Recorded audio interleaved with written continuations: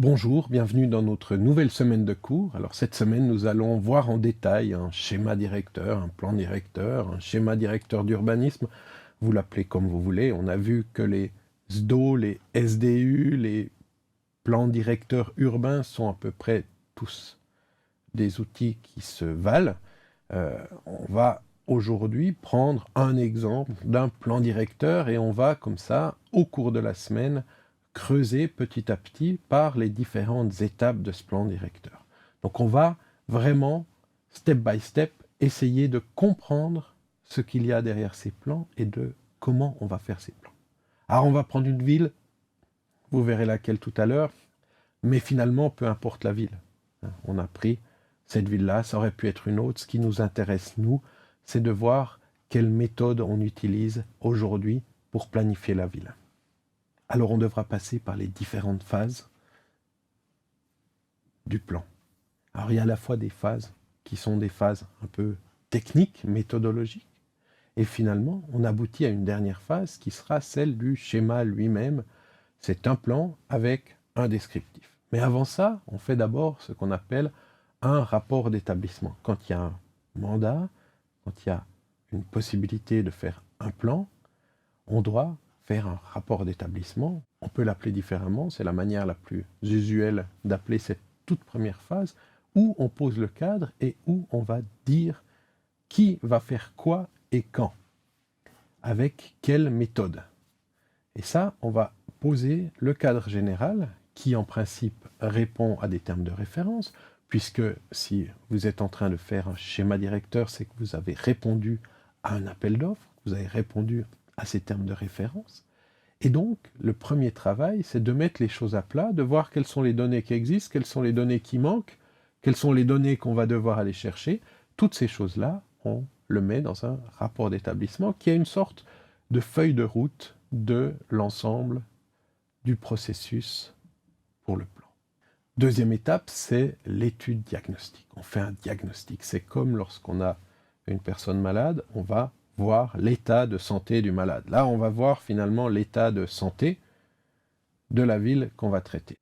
Donc nous verrons dans une prochaine vidéo quelles sont les grandes thématiques qu'on va traiter dans le diagnostic. Mais on fait un état, on essaie de voir dans quelle situation est aujourd'hui la ville que l'on va traiter. Ensuite, on va faire une analyse prospective, on va essayer de se projeter dans l'avenir à travers des simulations et des scénarios de développement, qui sont des scénarios théoriques, mais qui nous permettent de comprendre et de prendre des décisions, et notamment sur l'augmentation future de la population, puisque en général, on travaille par scénario ou par hypothèse. L'étape suivante, ce sont les perspectives et les propositions. Là, on va commencer à émettre un certain nombre d'orientations là derrière, c'est-à-dire finalement, on a le diagnostic, on a les simulations de développement, et on doit prendre des décisions politiques, des orientations, quels sont finalement les choix qu'on va faire, sachant que lorsque on décrit un certain nombre d'enjeux diagnostiques, on n'est pas obligé dans le plan de répondre à tous les enjeux. C'est pas parce qu'il y a une zone inondable que vous êtes obligé dans le plan de dire cette zone-là doit passer à zone non inondable. Il y a des choses qui sont plus évidentes que d'autres. Je prends un exemple expressément caricatural pour dire finalement, lorsqu'il y a des zones inondables et des gens qui habitent, on essaie justement de faire quelque chose, mais il n'y a pas d'obligation de faire tout. Il n'y a pas d'obligation de finalement mettre ou trouver des solutions pour chacun des problèmes qu'on a vus dans les villes. Et donc, on va faire des choix, on va essayer de faire quelques grandes orientations qui sont les choix politiques vers où la ville veut tendre. Et enfin, on a le schéma directeur d'urbanisme. Dans le cas présent, c'est un SDU. On aurait aussi pu faire un schéma d'aménagement et d'urbanisme, schéma directeur, c'est un SDO. On a toute terminologie qui existe. C'est la même chose, en gros. Donc, ce qui nous intéresse, c'est de découvrir comment on va faire un plan directeur. Alors, nous allons prendre un cas d'étude dans un pays qui se situe ici, qui est le Congo, et on va s'intéresser à cette zone plus particulière. Le nom n'apparaît pas encore, merci. Voilà, et on va s'intéresser à Brazzaville, qui a une particularité, c'est d'être en face de Kinshasa. Donc, c'est sans doute le seul endroit au monde où il y a deux capitales de deux pays différents qui se font face et qui sont séparés de quelques centaines de mètres. On zoome encore, on vient toujours zoomer et on voit effectivement que seul le fleuve Congo divise ou sépare ces deux villes. Alors, ce qu'on va nous traiter, c'est cette partie-là, la partie Kinshasa. Ce sera peut-être pour un autre MOOC, mais pour l'instant, c'est pas celle qui va nous intéresser. Voilà, si on zoome encore, on voit bien sûr la particularité d'avoir un aéroport quasiment au centre-ville, comme la plupart des villes. Pourquoi? Parce que lorsque l'aéroport a été créé, c'était il y a très longtemps et c'était hors les murs, et finalement, l'urbanisation, à un moment donné, est venue gagner, grignoter au fur et à mesure tout autour de l'aéroport. C'est des particularités qu'on trouve dans énormément de villes africaines avec des aéroports au centre-ville quasiment. Voilà, si j'avance un peu plus, alors c'est l'intérêt ici, on voit que on a des tissus urbains, on reviendra sur ce genre de choses, mais qui sont extrêmement différents avec un tramage extrêmement dense ici. C'est les anciens quartiers dits indigènes, et puis quelque chose ici de beaucoup plus lâche, et c'est forcément la ville qui était la ville administrative à l'époque. Voilà, on zoome encore un petit peu, on voit qu'il y a une particularité bien sûr, mais on reviendra sur toutes ces choses-là, c'est qu'on a la présence d'un fleuve, et ça c'est très important lorsqu'on réfléchit à une ville, c'est de comprendre les grands éléments physiques de cette ville. Voilà, si on met maintenant la vue satellite, et puis qu'on enlève les noms, alors on peut commencer, bien sûr, à voir un certain nombre de choses. Donc ça, on va entrer dans le détail tout à l'heure, mais forcément, on voit des grands espaces verts ici, on voit qu'on a un stade ici, on voit encore un espace vert là, on voit qu'il y a des choses plus linéaires, on voit une densité incroyable dans ces quartiers ici, et comme je le disais tout à l'heure, une densité moindre. On voit aussi que on a la côte qui est pas loin. Toutes ces choses-là sont des éléments physiques qu'on va utiliser dans notre réflexion pour la planification. Lorsque l'on parle de schéma directeur, il y a plusieurs limites à prendre en compte. Il y a à la fois la limite administrative, qui est la limite de la ville, de la municipalité ou de la commune. C'est la limite officielle d'une ville ou d'une commune. Ensuite, on a la limite de l'urbanisation. La limite de l'urbanisation, c'est là où s'arrête, finalement, le bâti. Alors, elle peut être en deçà ou au-delà de la limite administrative. Et ensuite, on a la limite de l'étude.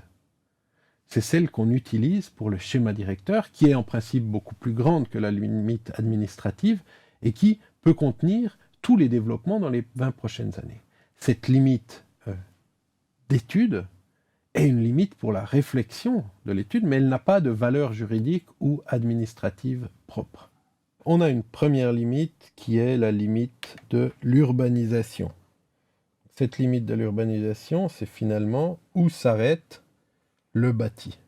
Voilà, donc on peut faire le tour comme ça de la structure du bâti, et puis on voit qu'on a cette première limite. Bien sûr, il y a une limite qui est très forte, c'est celle qui est au niveau du fleuve, mais on a comme ça la tâche urbaine. Ensuite, on a la limite administrative, donc c'est la limite légale, qui sont les frontières de la ville. Donc on voit déjà que parfois, on est hors limite, et des fois, il reste encore un peu de terrain, comme je vais le montrer ici. On a encore quelquefois des petites zones comme ça de terrain libre. Mais si on voulait finalement parler que de la limite administrative, on verrait que pour s'étendre, il reste plus beaucoup de terrain à la ville qu'on est en train de traiter. Voilà. Donc on est déjà hors les murs de cette limite, et ce qui nous intéresse, nous, c'est de comprendre la limite de la zone d'étude. Il forcément, c'est pas parce que on n'est pas obligé de prendre la limite administrative. On peut très bien ici prendre une limite beaucoup plus large, et c'est ce qu'il faut faire pour que toutes les dynamiques urbaines qui ont un lien direct avec la zone centre ici soient prises en compte dans cette grande limite. Et la deuxième chose, c'est qu'il faut que la limite de l'urbanisation, celle qu'on imagine à l'horizon de 20 ans, donc cette nouvelle limite du bâti, entre dans la limite de l'étude. Alors, on va illustrer ça comme ça. Si je dis que dans 20 ans, la ville sera à peu près ici, forcément, il faut que je puisse prendre en compte l'ensemble de cette nouvelle situation urbaine dans ma limite d'étude. Donc on a, pour résumer, la limite administrative, la limite de l'étude, la limite du bâti et la limite du bâti projeté à l'horizon du plan directeur. Alors dans notre cas, ce qu'on va essayer de faire, ce n'est pas des modèles, c'est de la méthode. Pourquoi ? Parce qu'il n'y a pas de modèle qui existe, il n'y a pas de recette toute faite qu'on peut prendre. Donc la situation d'une ville tropicale ne sera forcément pas la même, et c'est logique, qu'une ville en plein Sahara. Sauf qu'aujourd'hui, la doxa nous dit que c'est la même chose, que les problèmes sont partout les mêmes. On pense que c'est exactement l'inverse qu'il faut faire, c'est qu'il faut une entrée méthodologique qui peut être la même. Les méthodes qu'on utilise pour réfléchir peuvent être les mêmes, mais les résultats doivent montrer des spécificités. Donc, je vais finalement, de la même manière, pouvoir comme ça définir, décrire, comprendre, analyser les spécificités de chacune des villes. Et si je veux coller un modèle, ça veut dire que je veux résoudre la mobilité, la question de la mobilité partout de la même manière, la question du piéton partout, la question de l'environnement de la même manière partout. Ce qu'on prétend, c'est que c'est exactement le contraire qu'il faut faire. Chaque ville est particulière, chaque ville est unique, sauf qu'on va faire un schéma, et que l'entrée dans le schéma de la méthode pour voir cette ville particulière et unique, ça peut être la même méthode partout. Ça pose pas de problème. Mais le résultat du schéma directeur de Brazzaville ne peut en aucun cas être similaire à la ville de Dakar, à Nouakchott, à Brazzaville, à Kigali, à Marrakech ou encore au Caire. Donc il faut bien être conscient que si vous êtes sur des recettes que vous essayez d'appliquer, on sait déjà qu'on sera faux.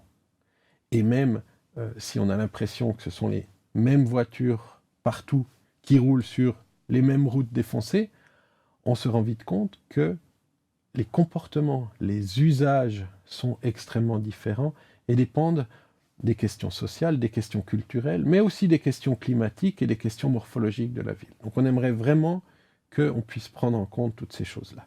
On verra aussi qu'on a un discours international, une sorte de doxa internationale de ONU Habitat, d'un certain nombre de grandes instances, et on va essayer de comprendre comment intégrer ces grandes questions et si on peut les intégrer ou non, sachant qu'on va se retrouver de nouveau dans des situations urbaines extrêmement différentes en fonction simplement du niveau de vie dans les villes, de la qualité de vie, de ce genre de choses. Donc forcément, on aura des solutions et ce qu'on va proposer va, à un moment donné, différer d'une ville à l'autre. On ne peut pas planifier et gérer une ville de la même manière en fonction du climat, mais aussi en fonction, je dirais, de la disponibilité financière dans chacune des villes. Les solutions à trouver quand vous avez 2 $ par personne et par année pour la gestion urbaine, ou que vous avez 10 000 ou 15 000 $ comme dans d'autres villes, on peut bien sûr pas faire la même chose avec 2 $ par personne qu'avec 15 000 $. Donc quand on commence à comprendre ça, quand on commence à réfléchir en fonction de ces choses-là, on voit que le champ des possibles s'ouvre et qu'on a toute une palette de possibilités et que finalement le plan de Brazzaville et la réflexion qu'il y a eu à Brazzaville pour le plan de Brazzaville ne peut être qu'à Brazzaville. Et que si je suis en face à Kinshasa, même si elles sont séparées, ces deux villes, par un fleuve, un seul petit fleuve de quelques centaines de mètres, et on ne sera pas dans les mêmes situations, le cadre de la gouvernance n'est pas le même, les habitudes de planification ne sont pas les mêmes, le contexte général n'est pas le même. Voilà pour cette première introduction à notre semaine. Je le rappelle, nous allons vraiment step by step, comme ça, voir les différentes étapes. Donc je vous retrouve dans notre vidéo suivante sur les rapports d'établissement.